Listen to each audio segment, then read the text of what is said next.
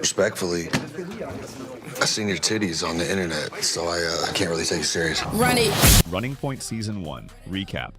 Netflix's Running Point has delivered one of the most unexpectedly compelling shows of the season, blending sports drama, sharp workplace satire, family dysfunction, and romance into a tightly woven narrative. Season 1 charts the rise of Isla Gordon, played by Kate Hudson, the overlooked daughter of the late patriarch who once helmed the fictitious Los Angeles Waves basketball team. Long dismissed by her powerful family, particularly her three brothers, Isla is thrust into leadership when scandal forces her eldest brother, Cam, into a stint at rehab. Suddenly, Isla, with her mix of sharp instincts and a history of personal rebellion, finds herself appointed interim president of the franchise. It's not an easy fit. Isla's path is littered with obstacles from the outset. The front office is a tightly controlled, male-dominated environment, with skeptical board members doubting her every move and her own brothers, Ness, Sandy, and Cam, either dismissing or actively undermining her. Despite the enormous challenges, Isla quickly proves that she's far more than a placeholder. Determined to break from their expectations, she charts her own course, balancing basketball savvy with emotional intelligence, corporate maneuvering, and personal integrity.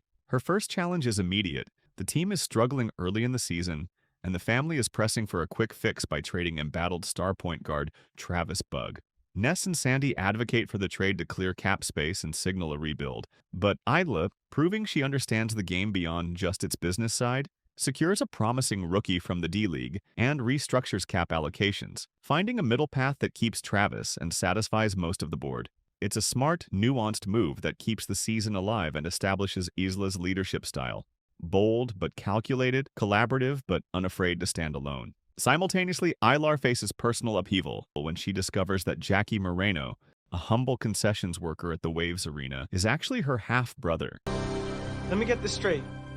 My real dad is dead. Yes. And he owned the Los Angeles Waves. Yes. The illegitimate son of the late Gordon patriarch. The family's lawyer confirms the truth, but while Isla chooses to welcome Jackie into the fold, going so far as to make him her assistant, her brothers recoil, seeing Jackie as a potential scandal or liability. Yet, Jackie's awkward determination and raw authenticity slowly carve out his place in the family, much to the discomfort of those still clutching at their own legacies. Jackie's inclusion widens the definition of family for Isla, but it also ramps up tensions between her and her brothers. The stakes escalate when scandal rocks the organization again. Cam's public drug-fueled meltdown scares off longtime sponsors, including a conservative mattress company whose CEO goes out of his way to insult Ilar's family. Isla responds not with desperation, but with vision, identifying an untapped market: the millions of female basketball fans who have long been ignored by sports marketers. She secures a groundbreaking sponsorship with Sephora, leveraging the brand's appeal to women who follow the game but don't see themselves reflected in its corporate structure. The move is risky, unconventional, and ultimately brilliant, turning potential catastrophe into opportunity, while also positioning Isla as an innovator in the world of sports marketing. But Ilar's victories don't come without backlash.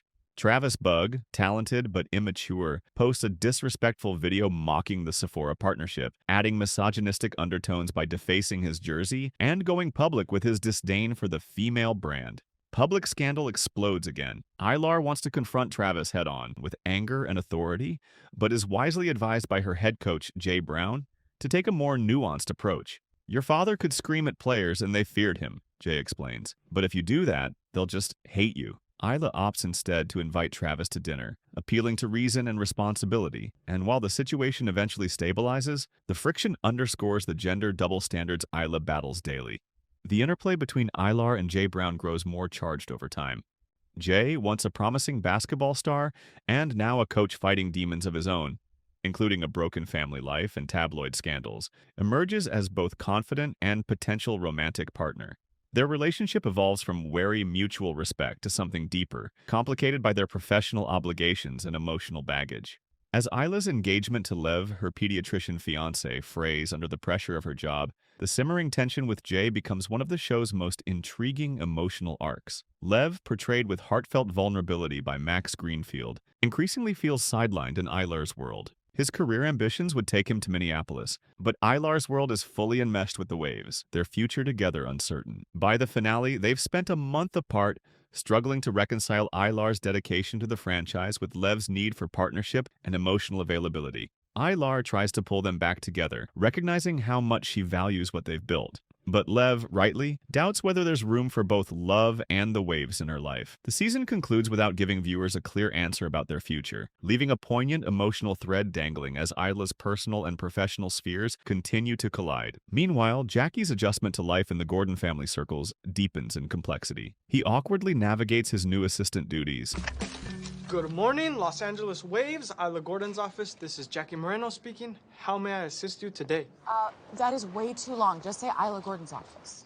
Got it. Faces skepticism from powerful board members like Chairman Ramirez, and tries to find personal dignity in spaces that weren't built for him. Ramirez's anger toward Jackie stems partly from a deeply personal wound. His daughter had once been involved with Jackie, and he demands public apologies, forcing Jackie to grow up quickly. But Isla remains committed to supporting him, even as the pressure mounts from every angle. Back in the boardroom, the sibling rivalry intensifies. Ness, whose previous fame in the Philippines masks his insecurity, and Sandy, the CFO grappling with closeted sexuality and self-doubt, attempt to take over to remove Isla from power. They underestimate her tenacity. Ilar's presentation at a high-stakes owners conference, coupled with the groundbreaking Sephora sponsorship, strengthens her hold, forcing her brothers to temporarily retreat. But familial fractures are widening, and Ilar's victories feel increasingly precarious. Complications multiply as personal dramas weave into professional crises. Sandy's own personal journey emerges in tender, subtle moments. A closeted relationship with boyfriend Charlie that's tested by familial expectations and workplace secrecy. Ilar's role as both sister and reluctant confidant adds layers to her character, showing how her empathy extends beyond business strategy into human relationships.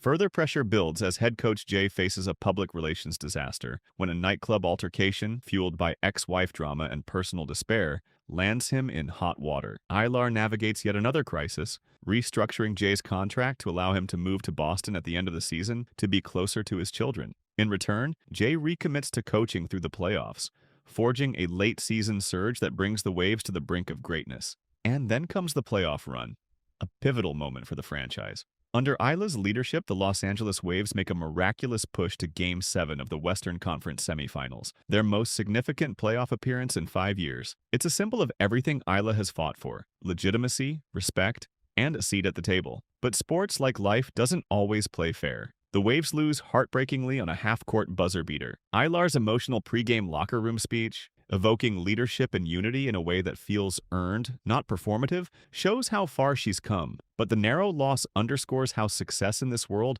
often remains elusive no matter how hard one fights. In the aftermath of defeat, Isla and Jay share an emotional, spontaneous kiss. It's a culmination of season-long tension, a brief surrender to mutual respect and attraction. But Jay's imminent departure to Boston means that nothing about their relationship will come easily. Isla stands at yet another crossroads. Romance with Jay or reconciliation with Lev, or perhaps neither. Just when Isla begins to imagine a path forward, the show delivers its most shocking twist. Isla returns to her office to find Cam, newly released from rehab, casually seated in her chair smirking. "I'm back," he says. Oh, hey, what's up, sis? I'm back.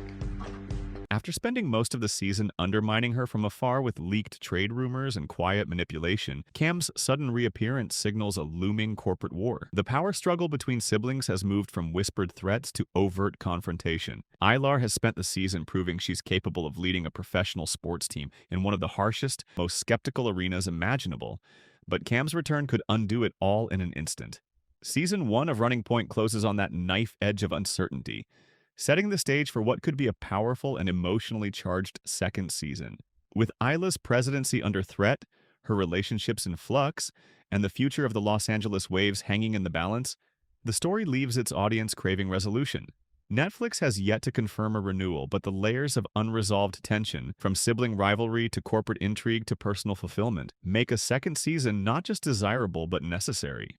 Kate Hudson shines in the role, capturing Isla's grit, vulnerability, and sharp wit with precision. Running Point is not just a sports show, it's about identity, legacy, family fractures, and the resilience required to claim power in a world that's reluctant to share it.